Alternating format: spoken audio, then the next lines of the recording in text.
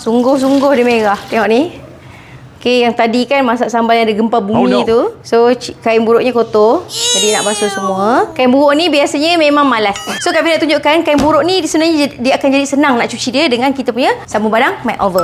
Sabun ni memang bukan sekadar baju putih di sekolah. Dia memang enjoy nak basuh apa sahaja. Macam-macam dah boleh. Waktu the best adalah lepas yang cuci pinggan yang sesi malam, shift malam tu.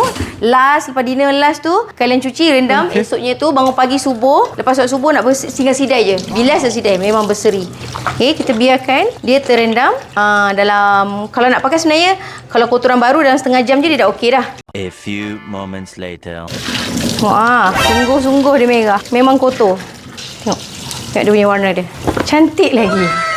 Function. Pakai buruk kalau dah kena sambal minyak, memang dia biasanya bertanda lah. So, siapa-siapa yang kat rumah dia selalu sangat guna kain buruk, yang rajin masak, yang ngelap sana, ngelap sini, ataupun yang berniaga kedai makan, kalian boleh cuba kat Fairy punya sabun ni. Memang function.